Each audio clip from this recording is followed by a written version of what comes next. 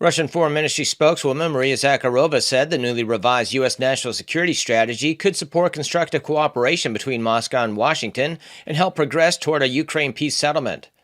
She said the strategy reflects a major shift away from U.S. global hegemony and acknowledges past miscalculations tied to globalism. The document questions NATO's expansionary posture and does not emphasize containing Russia, though it still targets Russian energy influence.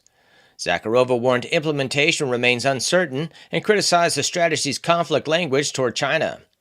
Moscow also awaits clarity on U.S. nuclear policy and the proposed Golden Dome missile defense system. German federal criminal police data show Afghan and Syrian nationals are over 10 times more likely to be suspects in violent crime than German citizens. In 2024, the violent crime suspect rate was 1,722 per 100,000 for Afghans and 1,740 per 100,000 for Syrians, compared with 163 per 100,000 Germans. Migrants also disproportionately suspected of sexual and drug-related crimes, with foreign nationals representing over 40% of all criminal suspects and 43% of violent crime suspects. Conviction statistics and prison populations reflect similar patterns. Berlin says it intends to restart deportations to Afghanistan and Syria, but is yet to conduct large-scale repatriations. President Trump warned Europe is heading in very bad directions, days after the U.S. national security strategy sharply criticized the EU for mass migration and a weakened identity. Trump condemned a $140 million EU fine on Elon Musk's social platform X, saying Europe must keep Europe Europe. The strategy argues current European policies risk civilizational erasure, weakened economies, and unreliable defense capabilities. It calls for boosting Western identity and reducing migration pressures. Musk responded by saying the EU should be abolished, while Brussels dismissed his remarks as completely crazy. A youth endowment fund study found that 1 in 4 British teenagers use AI chatbots for mental health support in the past year. Surveying 11,000 teens in England and Wales, the report showed over half sought mental health help overall, with those affected by violence more likely to rely on AI. Youth advocates warn that vulnerable children need a human, not a bot, citing delays and failures in the UK's mental health system. Teens interviewed said AI is available anytime, more private and less judgmental than a therapist, and avoids disclosing personal issues to adults, unlike traditional services. Sky News Australia reported that ministers and Prime Minister Anthony Albanese's Labour government spent more than $500,000 in taxpayer funds on family travel since taking office in 2022, significantly more than opposition spending in the same period. Guidelines allow family travel only for parliamentary or official business, but scrutiny is intensified over controversial trips to major sporting events, a skiing weekend, and expensive international travel. Sports Minister Anika Wells is among the highest spenders and faces ongoing investigations into expenses, including $116,000 in France during the Olympics and $100,000 for a 3-day work trip to New York. Shadow Home Secretary Chris Philp MP demanded an apology from the Home Secretary for Labour's smearing of those who called for a national inquiry into grooming gangs. Yesterday to 2 parents of survivors who felt they'd been excluded from the previous panels. Madam Deputy Speaker, for many survivors and victims, the truth has been hidden for far too long. These crimes were covered up because those in authority were more concerned about so-called community relations and avoiding being called racist than they were about protecting young children. That was an abject moral failure. The truth, at last, must come out. This has been James O'Neill for The World Today. There is a problem with medicine, and we can explain what it is by looking back to the discovery of penicillin. Penicillin, it turns out, was not just an accidental finding. Alexander Fleming discovered that mold he found in a culture dish was killing bacteria. But it took over 10 years before a team at Oxford University were able to isolate the active ingredient. They produced small quantities for preclinical and clinical trials, helping prove the compound was safe and could beat infection. However, they couldn't produce it at scale. In 1941, Andrew Jackson Moyer of the US Department of Agriculture, the forerunner to the FDA, suggested changes to the manufacturing process, enabling mass production. It turns out medicines are not invented when someone discovers a new molecular entity. They are the product of key stakeholders working together collaboratively. until medicine can be manufactured at scale, it may as well not exist. And in 2025, this is a problem. In the 1980s, pharmaceutical companies began outsourcing production. Suddenly the system was significantly less integrated. Someone with a new discovery today will find themselves disconnected from the rest of the development and manufacturing process. Companies that develop medicine are still happy to work with big established pharma companies, but the modern day Flemings are cut out of the system. The result is far fewer new medicines coming to market. We want to fix this by ensuring the pharma industry builds a more integrated supply chain. We also believe that doctors' expertise administering medicine should be included at the beginning of the process. We know that doctors on the front line have insights about how to repurpose medicine.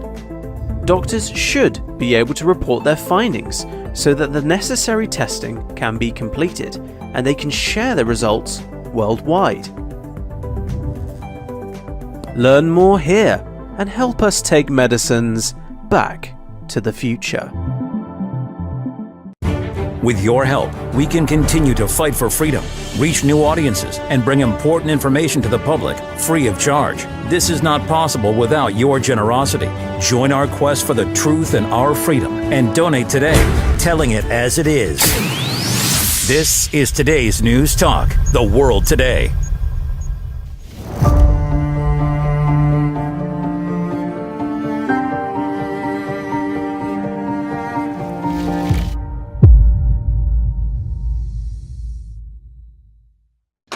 And welcome to the protagonists here on The World Today. I'm Mike Ryan. Nice to have your company. We're looking at the liberation of Palestine. So how is the Trump peace plan going? Not so good. After all the virtue signalling from the West, there's little progress and the Palestinians are no closer to a state solution. Israel continues to attack Palestinians and its Greater Israel Project ambitions, they're still intact.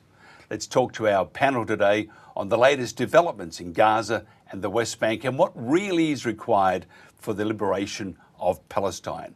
Our guest, Professor Alfred Zayas. He's a professor of international law. Professor David Miller from the Istanbul Zaim University, and Dr. Frank Romano, author and Middle East analyst. Gentlemen, thank you for joining us.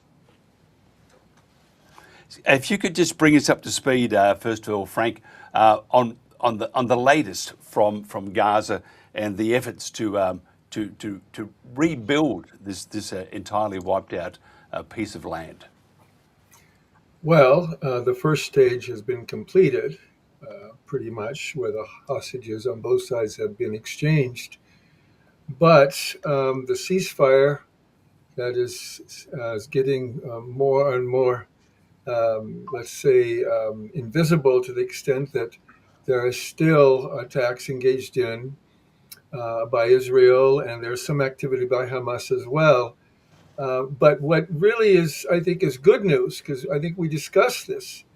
Remember, a part of Trump's plan for the governing body, the temporary governing body headed by Trump, that Tony Blair would be involved. And the recent news is he has been pressured to step down. And for various reasons. He was a member of the quartet, 2007, 2015, that was did not succeed in really bringing a solution to the Holy Land. And then he severely misled the British people, the Iraqi war, and so forth. And this is good news because there is pressure coming from the Arab country. We were wondering, is there going to be any pressure coming from the Arab countries at all in trying to expedite this ceasefire? But removing Blair, we need to find out who will be replaced by. But after that, I believe, Mike, it has not progressed very far.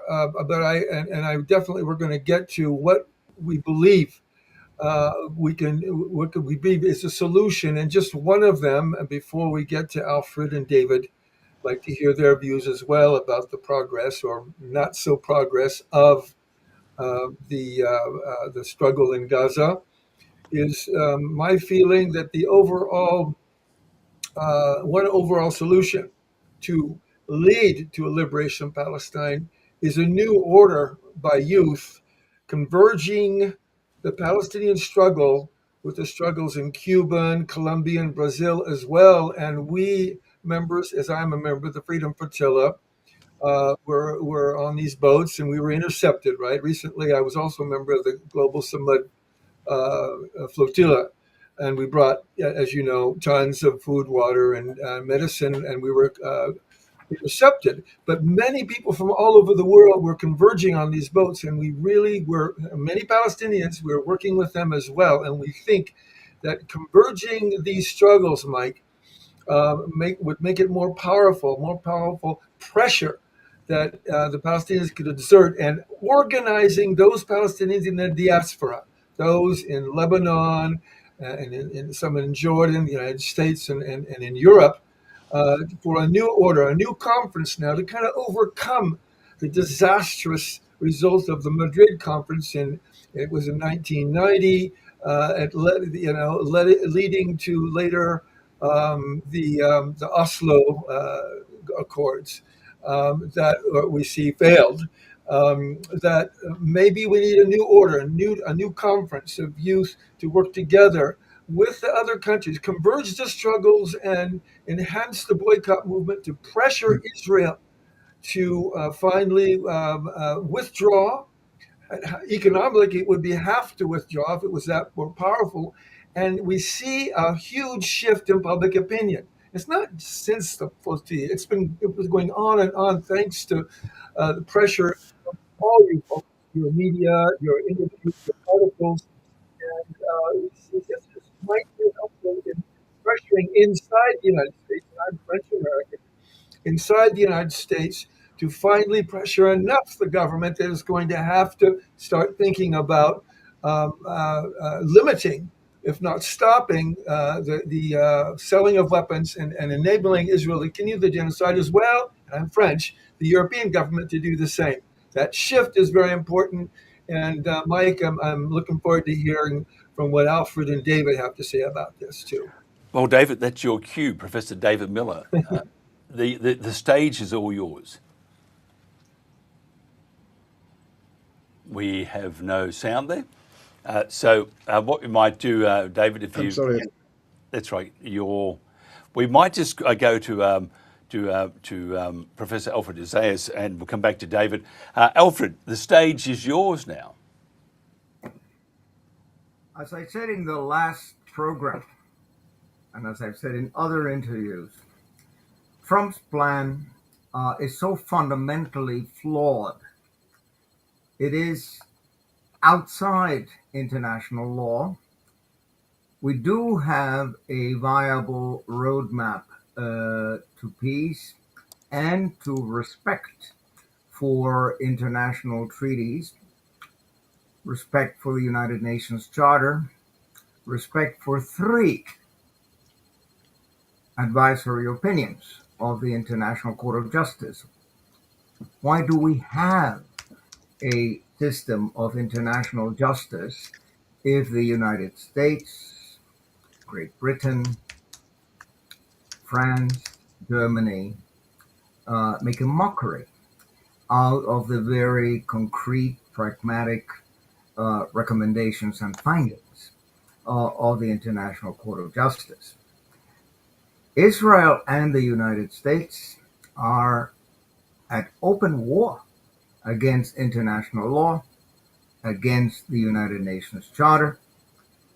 United Kingdom, France, and Germany are complicit in this.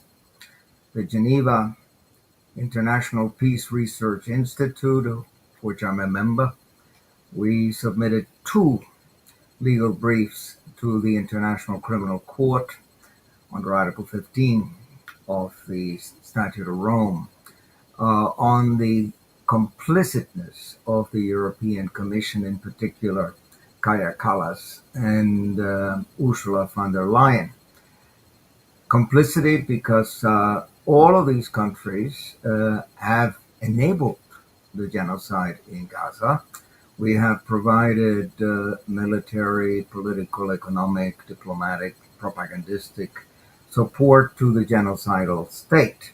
Now, we're all obliged under the Genocide Convention, erga omnes, and that means it's vis-a-vis the entire humanity. We are obliged to ensure prevention. And far from ensuring prevention, we are selling weapons to the genocidal state. Germany has resumed the temporarily delayed deliveries of weapons to Israel. So we have here a very critical situation in which the common commitment to law and order, the common commitment to the validity of international treaties is being dismantled, not by the usual suspects, not by the so-called bad guys, Russia and China, but by those countries that have self-servingly presented themselves as the defenders of rationality and of logic and of law. And who is making the best arguments against the Trump plan? Let's call it a colonialist scheme. Well, certainly the special rapporteur on Palestine has done so, Francesca Albanese. The prior special rapporteur on Palestine, Michael Link, and John Dugard, and certainly Professor Richard Falk, who has been the chair of the Gaza Tribunal that issued a judgment and several press releases in Sarajevo, in Istanbul, etc. But the media is not listening. The media is not conveying these conclusions of very, shall we say, distinguished scholars to the rest of the Western reading public. On top of that, we heard that Israel has significantly increased its budget for propaganda. Myself, as a long-time senior lawyer with the United Nations, I saw the penetration of this toxic Israeli propaganda within our ranks in the Secretariat. I myself was on two occasions invited by the CIA to become a mole. And I think I know who actually eventually became the mole, but Mossad does exactly the same. And what is particularly shocking, and you probably read it yesterday, that Israel raided the headquarters of the United Nations Relief and Works Agency for Palestine in East Jerusalem. I mean, this is such a colossal violation of international law and of the privileges and immunities of international organizations. We have an advisory opinion of the International Court of Justice on the obligations of Israel vis-a-vis international organizations, in particular vis-a-vis the UNRWA. Philip Lazzarini, the director, has made some very strong statements. Antonio Guterres, the Secretary General, has made very strong statements. And what is the New York Times, the Washington Post, CNN, BBC doing about this? It's like these are facts without consequences, as if the facts do not exist, that they were not there. And we keep talking about this farce of the Trump plan, whereby Israel continues to kill Palestinians on a daily basis. And this is being, shall we say, whitewashed by the Western media, accepted by London and Paris and Berlin. Friedrich Merz going to visit Netanyahu in Jerusalem, and Netanyahu visiting the White House and Mar-a-Lago in the United States. I mean, that means there's no international law anymore. I mean, someone for whom there is a warrant, international warrant for arrest, is at large and remains at large and as arrogant and as impossible as it has always been. So, do we want peace in Palestine? Well, if we want peace in Palestine, we must get serious about it and we must recommit to international law. We must recommit to the Universal Declaration of Human Rights. We are celebrating today, the 10th of December, the 80. What is it? 85th? Wait a second. It was 1948. So let's count again. So is it whatever it is? Yes. It is Human Rights Day today, and there will be lots of speeches at the United Nations in New York and here in Geneva, and there will be lots of panels, and the panels will all give lip service to the Universal Declaration of Human Rights. And while Israel continues committing these crimes, and we continue investing in the arms industry and making profits through our investments. So unless there is boycott, divestment, and sanctions against Israel, nothing is going to change. But for that, you require, shall we say, a modicum of intellectual honesty. You require a modicum of good faith. And I see that largely missing. I just want to go to Professor David Miller. If you could add to what Alfred has just said, and if you could also, before we had some technical issues, what's your views on the inverted commas here, the progress of the rebuild for Gaza, and is Donald Trump's big beautiful peace plan on track, or is that scuttlebutted too? Well, as we've heard, there has been some progress in the sense that there is a formal ceasefire, which of course the Zionists are violating every day, and the hostages, Palestinian hostages, have been released. The remains of the prisoners taken by the resistance have been released, the ones that could be found, and we saw, of course, the Egyptian lorries, etc., going in to try and find some of those missing bodies. Not themselves helping the people of Gaza, notably. And we've got, of course, this board of peace that Trump is proposing, and he, of course, proposes that he believes that this will lead to all sorts of fantastic developments in Gaza, including, of course, the beachfront apartments, which he hopes Jewish settlers will live in. That's not really going to happen. We're also probably not going to see any significant attempts by this board of peace and whatever military forces that it has with it, disarming the Palestinian resistance, Hamas, Palestinian Islamic Jihad, the PFLP, and all of the other resistance groups. That's not going to happen.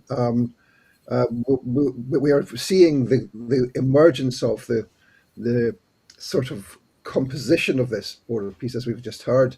Tony Blair, thankfully is out of the running. A war criminal, should be in prison, should be at The Hague, but he's been removed, and so it's now looking like they are going to appoint some former Bulgarian defense minister, Nikolai Mladenov, is the favorite in the running to replace Blair, and he is, of course, being touted by the United Arab Emirates, and in particular by Amar Gargash in the UAE, and we see that this Aryeh Lightstone, the genocidal rabbi who is the advisor to the US ambassador to Israel, is currently in the UAE trying to fix this.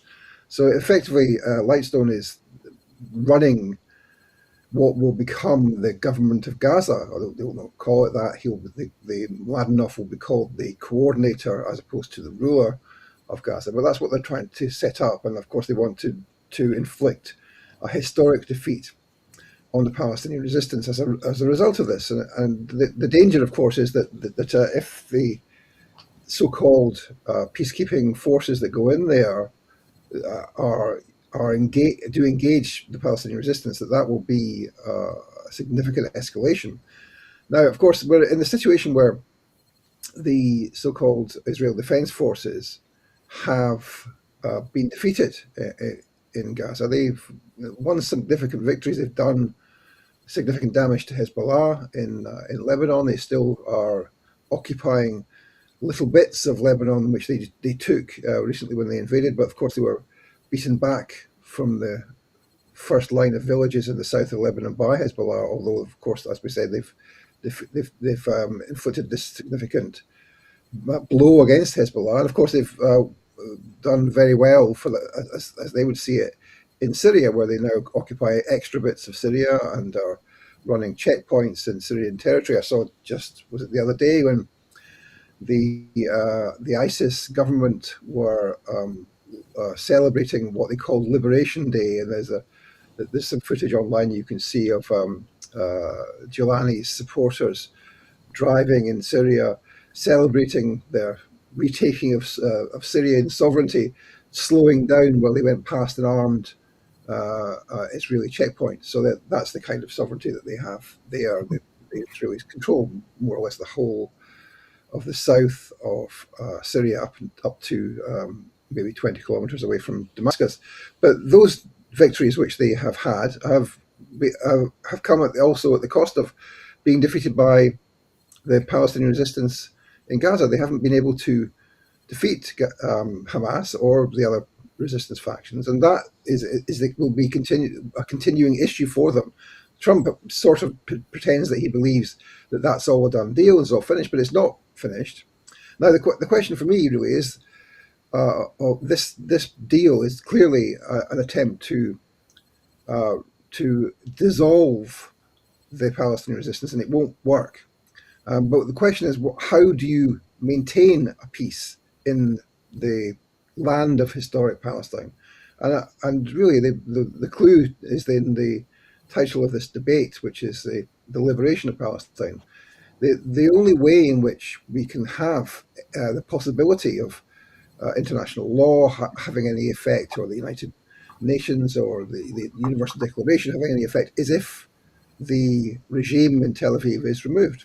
There is no alternative to that. And what we should have is a multinational force deciding that it will take control of the whole territory and remove the Zionist regime altogether. There's no possibility that we'll have peace when there is any Zionist regime left in Palestine, because they will continue with their maximalist, expansionist, eliminationist policies as much as they can, whenever they can. So I think that's the key question: is how do we do that?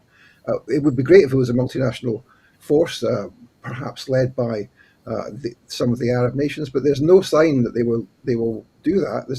In fact, of course, just the opposite is the case. They are all of the Arab nations in collaboration, effectively, with the US and with Israel in subjugating the Palestinians. The only people who are resisting, as everybody knows, is the axis of resistance. It's been damaged to some extent, but we still have, of course, Ansarullah standing strong, and the Islamic Republic of Iran, notwithstanding its current president. And of course, there are forces in Iraq as well. The only forces that can, not legitimately, but practically liberate Palestine, I think, are the axis of resistance, and it would be great for other countries to join them. I'm just thinking, Frank, there has been talk of an international force in Gaza including Turkey, but then Israel has a problem with that too. Will we ever see an international, or in the next, let's just have a timeline here because anything can happen tomorrow morning, but let's just say for the next 12 months, will we ever see, and will Israel allow it, for an international force to be in Gaza and at the same time to have as one of its member nations in that force, that being Turkey? Well, if we see the Trump agreement, Mike, first the idea was after the ceasefire was to take effect, in the U.S. with Qatar and Egyptian and Turkish mediators were attempt to get the both sides together. And without any real acknowledging the importance of bringing all the factions together in on this. And then at the end of the Trump's 20-point plan, he says as soon as redevelopment advances, I'm kind of quoting this, when the PA reform program is faithfully carried out, the PA is to reform, then we might have conditions that could place a credible pathway to Palestinian self-determination. And so it's really, I think this plan is set up for failure. The international intermediary force that Trump calls the international stabilization force that is to be involved, and mainly with some Arabs involved and maybe some members of the PA, will not come about because the Israelis and supported by the U.S. are not addressing directly the factions there, such as Hamas and other factions in Gaza. As I made the analogy with Ireland, when the Sinn Féin and other factions, it wasn't a perfect situation, were involved and were acknowledged in the negotiations. And finally, there was some type of compromises made. Later, it took a long time.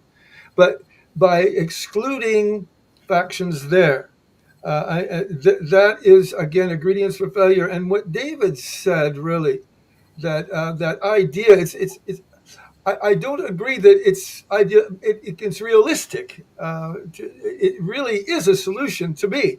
We really need to replace the Zionists, but I believe, and with literally, and I agree with that approach to the Zionists. It really represents imperialism and racism and all these things and dastardly deeds that they've committed with the other accomplices, such as the U.S.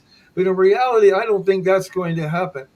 I really think that if Israel is pressured, now pressured to remove Blair, and we'll see what happens with the new leader of this temporary governing body of Gaza, and then down the line, what type of situation is going to take place when the Israeli soldiers are withdrawing a bit instead of continuing to attack, as David said. They're attacking every day and still killing Palestinians just like they do in Lebanon. So we've got these ceasefires in both places and not complied with.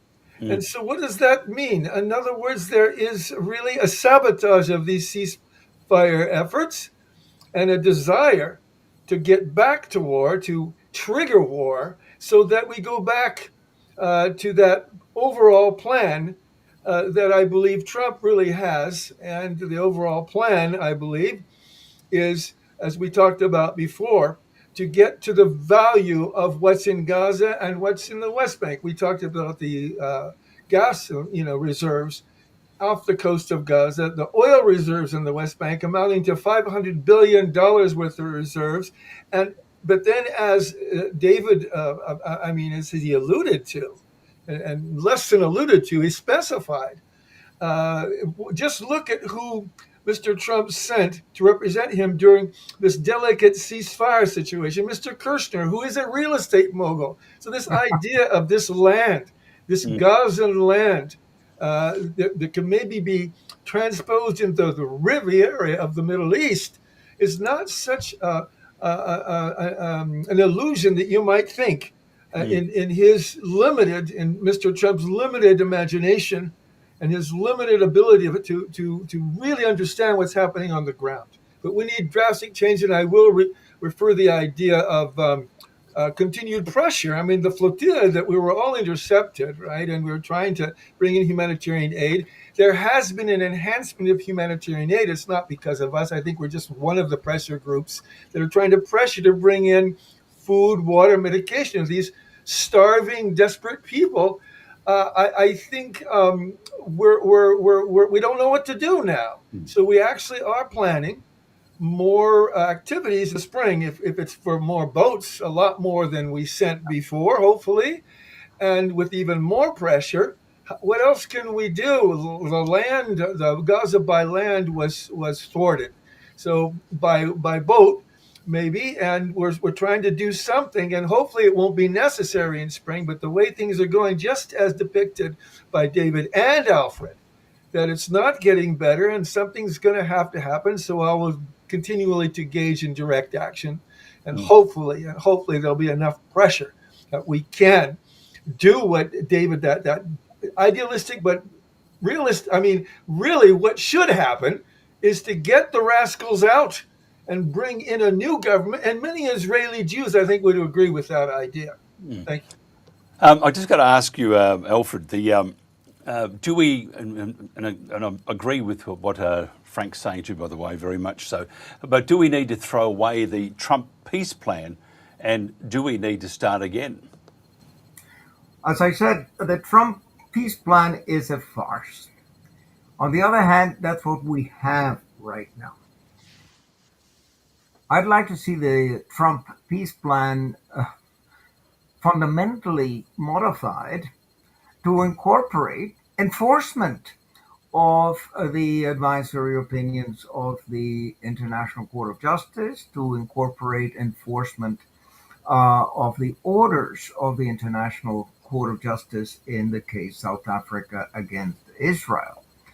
I mean, I have a feeling that all of this rhetoric, we are living in an artificial, not to say surrealistic world, where we're not talking about the elephant in the room. We're talking about things around it, and real estate, and Gaza Riviera, etc., instead of saying the problem here since day one, since General Assembly Resolution 181, the partition resolution back in 1947, we're dealing here with blank colonialism. Zionism is colonialism. Zionism is racism. I go back to the resolution of the General Assembly 3379. Zionism is a form of racism.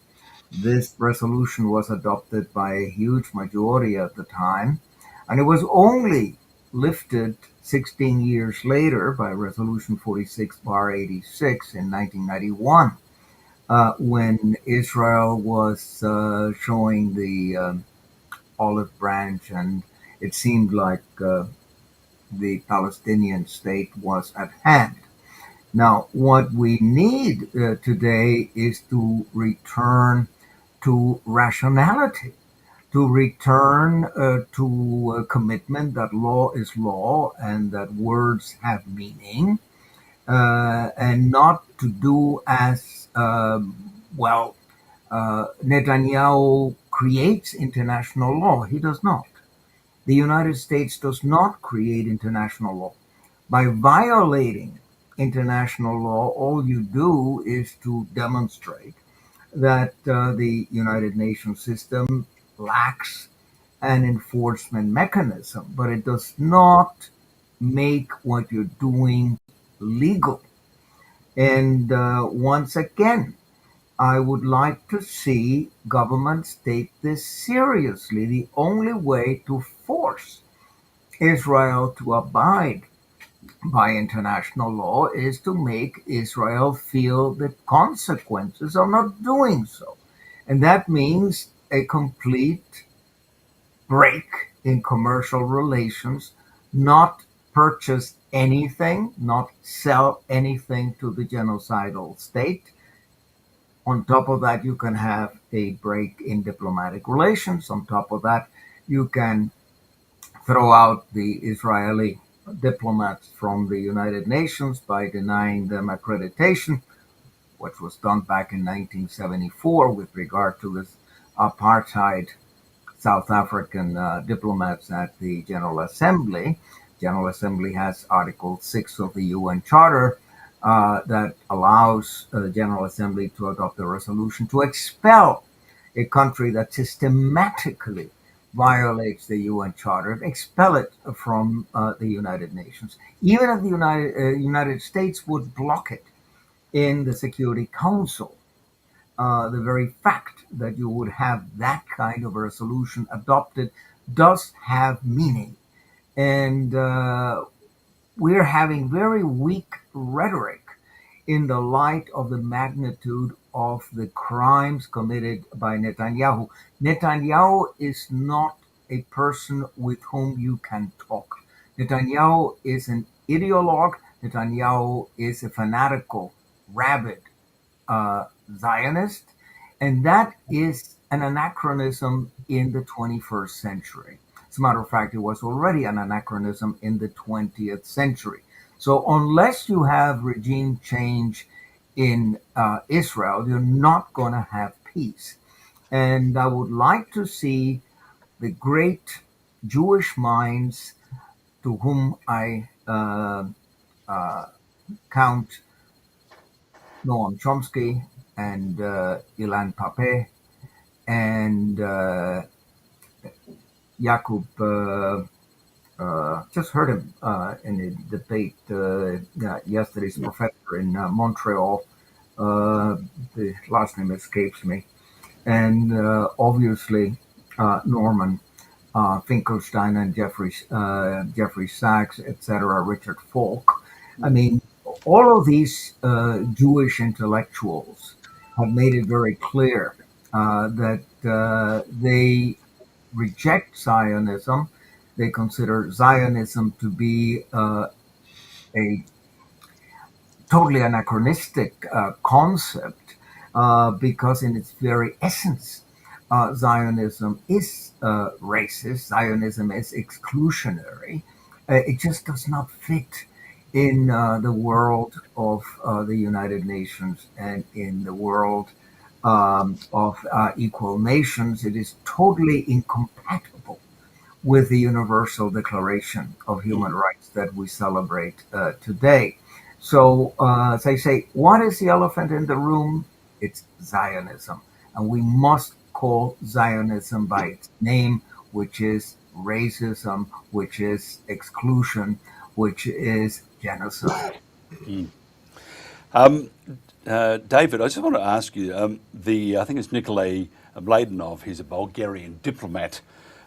He has replaced, I think, Blair to lead the Trump's Board of Peace. Can you tell us what this signifies, please?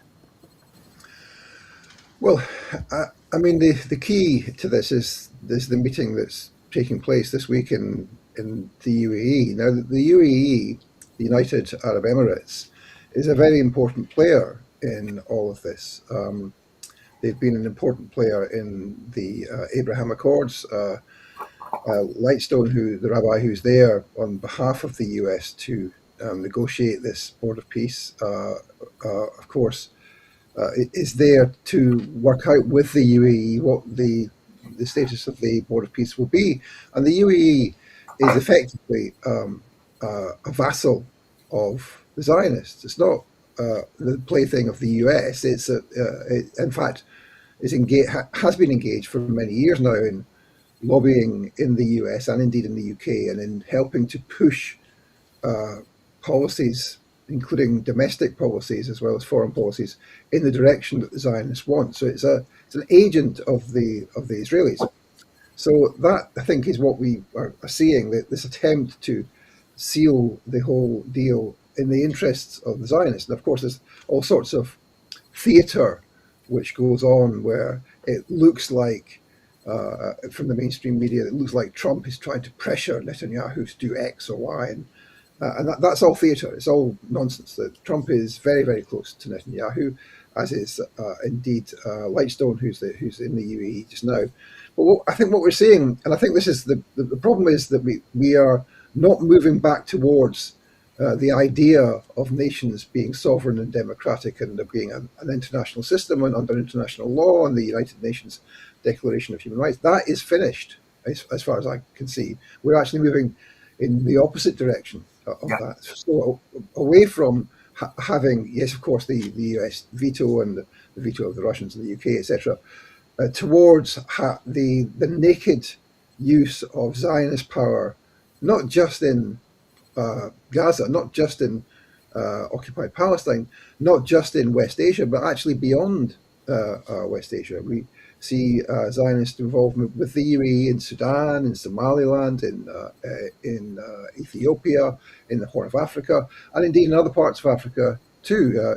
Of course, across in Morocco, where the Mossad set up the King's intelligence services way back before normalization, decades before normalization. So there's an increased influence of the Zionists throughout the region of West Asia and indeed beyond that, and including, of course, the influence of the Zionists on domestic and foreign policy in the UK, in the US, in France and Germany.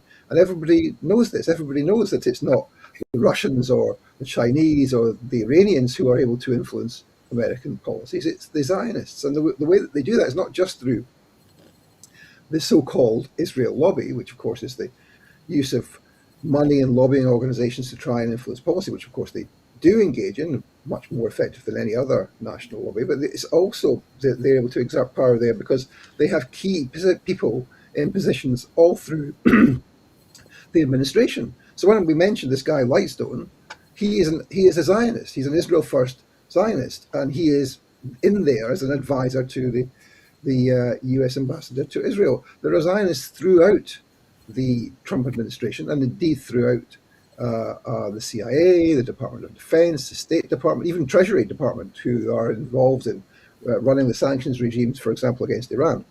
So that is the difficulty, that we're seeing the kind of emergence of the Zionists as a sub-imperial power trying to become an imperial power. And I think that's the difficulty, is that we're not going to head back to international law. International law has been trashed by this whole process. Nobody believes in that anymore. There is no power under international law. I mean, if it would work, that would be fantastic. But the Zionists will ignore it, and they will ignore it until and unless they are made to come to heel. And they can only be made to come to heel, yes, of course, by boycott, divestment and sanctions. Yes, of course, by withdrawing Israeli ambassadors. But most importantly, by actual hard military power being used against them. That's the only way to stop the Zionists. It's not that we can change the regime in Tel Aviv and hope that there will be some kind of moderate Israeli regime which comes out of that. There won't. The Zionists at the core, all the way down to the bottom, are racists, expansionists, and colonialists, and they have in their minds that they are not the poodle of the US, that they are not an unsinkable aircraft carrier, they're not an agent of US imperialism. They have in their minds that they run the show. They believe that. And if you look at all Netanyahu's comments going back many, many years, he believes that he can just he can snap his fingers and Congress will do whatever he wants. And that seems largely to be the case. And so I think that's the difficulty we face. There is no way to negotiate with these people. There is no way to have a ceasefire because they'll break it as soon as it's signed, before the ink's dry. They have to be defeated, and the colony has to be removed. Frank, would you like to add to that? I know you would. So yes, thank you, Mike. I want to let's look at the word Zionism. Originally, with Herzl in France, well, the Jews need a homeland. We're seeing what happened to Dreyfus in France. There's no way we can go without having eventually a pogrom. So we've got to have a homeland. But really, and to back up what David said, and also the fact that it is an anachronistic, I agree with Alfred, said it's an anachronistic principle. A lot of focus is on, for instance, the Zionists that are settlers. Whether the settlers that want to get into Gaza, they're just salivating to get back into Gaza, those that were there before to take over the land, or those that are attacking Palestinians on a daily basis in the West Bank. Really, the main reason that this is happening is that they are being encouraged by the Israeli government. I don't think they are controlling things. What are controlling the Zionists and this movement behind the Zionists? It was a very strong group of businesses, imperialistic businesses, colonialist businesses, and using the settlers as a front to take land and so forth. In reality, these imperialists, racist imperialists, also very powerful businesses, again, want to get a hold of the riches of Gaza and the West Bank, and just using the settlers, and even the idea of religious Zionism, basically to keep control of the West Bank and keep pressuring the West Bank. And yes, I think there needs to be a regime change. One of the biggest reasons why is because this kind of revolution has been started in Gaza, where people in the world coming from oppressed societies such as in Cuba or Colombia, Brazil, and even the social movements in the US are getting some hope now. It's possible to resist these entities, entities that are cloaked as maybe religious or cloaked as humanitarian, but actually are just, vicious, cruel, voracious Zionist businesses that want to take land, that want to control the world. And the main thing of this, however, coming from this is, why is it then the Gaza Palestinians are receiving so much, so much light is being shown on them, because they're telling the world you can resist.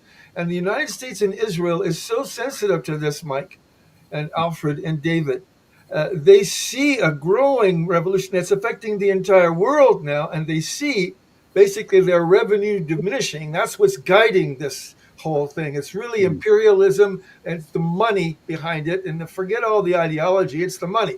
But cloaked with ideology is Zionism and religion and so forth, that they've decided that they're going to get rid of the Gazan Palestinians. And many of the Gazan Palestinians have stated they don't want to leave. So now they've engaged in systematic extermination of the Gazan Palestinians, because they see not just the possibility of maybe even finding some avenue of liberation of Palestine, but they also see the possibility that, of reducing their own revenue from this revolution, and they're afraid of it. And I see, yes, we need regime change. How can that happen? I don't know. But again, as Alfred said, from the very core, we need to get back to this new evolution with the young people and the Palestinians in the diaspora, and really engage in systematic boycott, stopping all commercial activity, and keep working on it, not giving up, even though we see things haven't really changed a whole lot lately. There is hope if we continue working on this commercial level, and maybe there will be then an impact on the political level to make a regime change. Alfred, would you like to continue? Yes, I strongly endorse the clear analysis of both David and Frank. And of course, I'm pessimistic because I don't see a change in the mindset of the West unless we succeed in winning the information war. I mean, all the arguments, rationality, logic is on the side of the United Nations and on the side of Francesca Albanese and Richard Falk and the other rapporteurs who non-stop issue press releases and media statements condemning the war crimes against humanity by Israel. But the major news services, whether it be Reuters or AP, and of course the New York Times, Washington Post, CNN, etc., they always have a spin and they always have slanted news that do not alert the wider public that here something very fundamental is occurring. As I said again and again, the United States is in open war against international law, against the validity of international treaties, and in particular, the United Nations Charter. By the way, I now remember the professor of University of Montreal. It's Jacob Rapkin, and he again has and analyzed the problems of Zionism very clearly, as indeed my friend Jeffrey Sachs and Richard Falk have done. And they say, not in my name as a Jew. I am proud of the enormous contribution that Jewish culture has made to Western civilization. And this is contrary to everything that we believe in. And I feel with them because it must be very difficult to be an enlightened intellectual like Jeffrey Sachs or Ilan Pappé and see what Israel is doing in the name of the Jews. I would go one step further and I say, when we have a change of mindset, we will understand that Zionists in the United States, Zionists in the United Kingdom, in France, in Germany, are actually traitors. According to the law, they give aid and comfort to a foreign power and put the interests or the supposed interests of the state of Israel ahead of the interests of the American people, the British people, the French, and the German people. So these Zionists are actually recognized or registered traitors. And you have, once you conceive of them like that, once you can think that these people are actually serving a foreign government, then maybe there will be more impetus in the society to change the situation. Obviously, the APAC, the lobbies are foreign agents, and they should be registered as foreign agents, and their finances should be very carefully monitored. But my concern is more the cognitive. What we perceive, and perception is frequently far more important than reality. So unless we perceive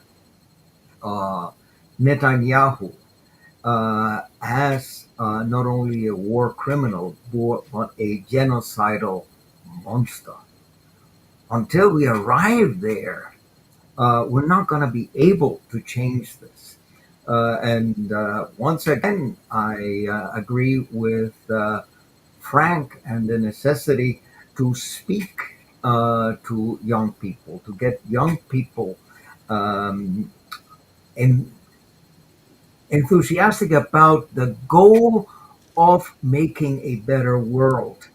I don't know whether you remember the book published about 15 years ago, Indignez-vous, Become Indignant.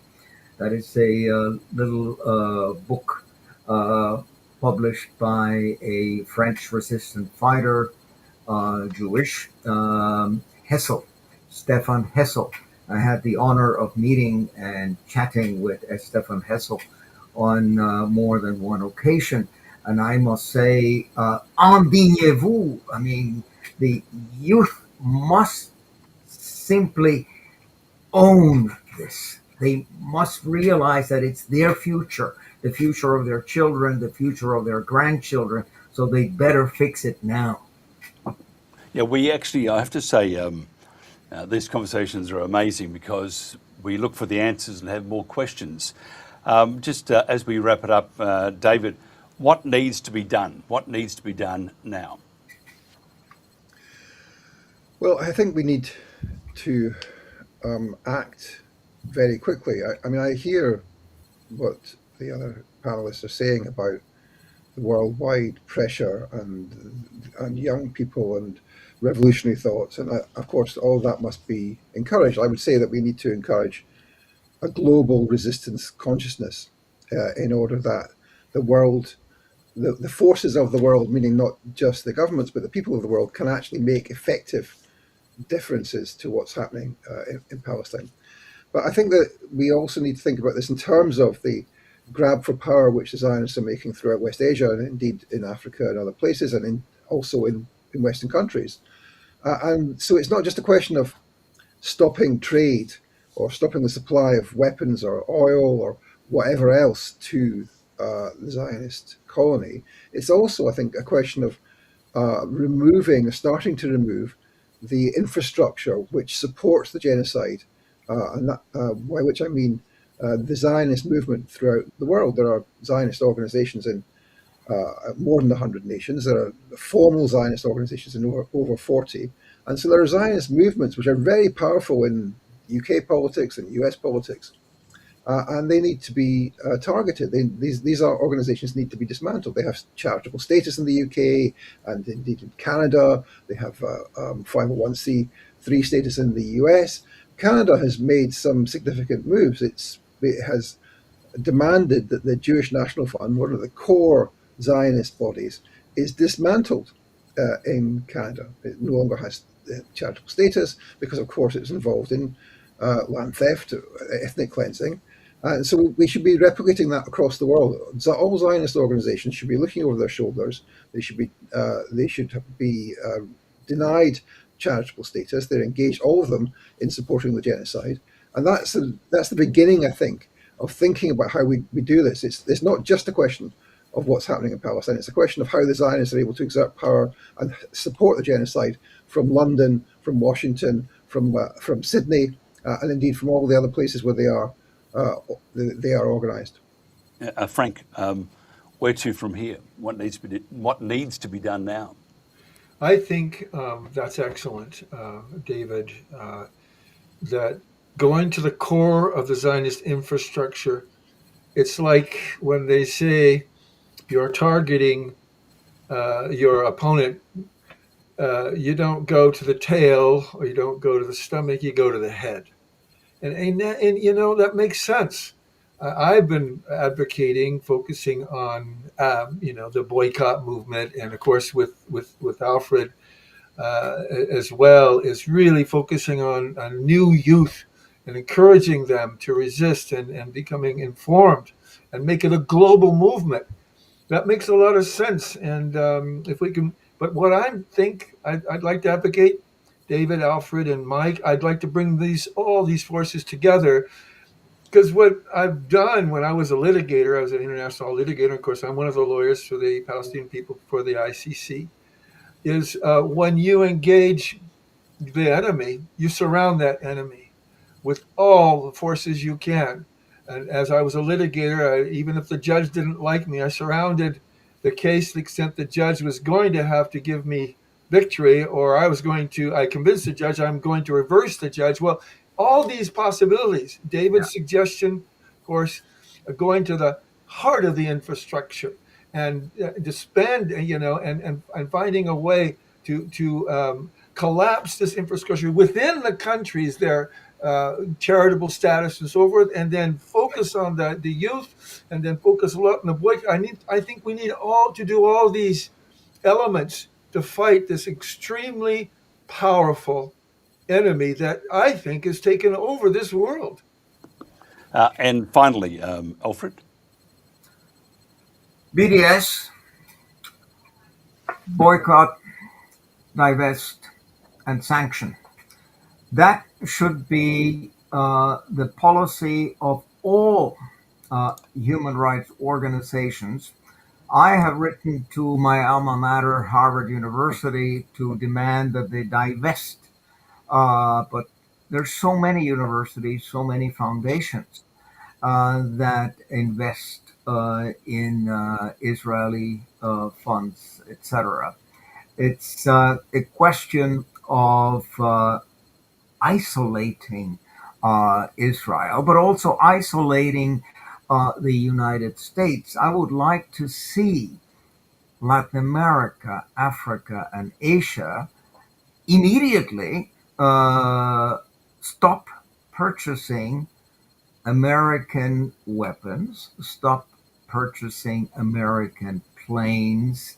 Why should Switzerland, of which I'm also a citizen, why should Switzerland be purchasing F-35s?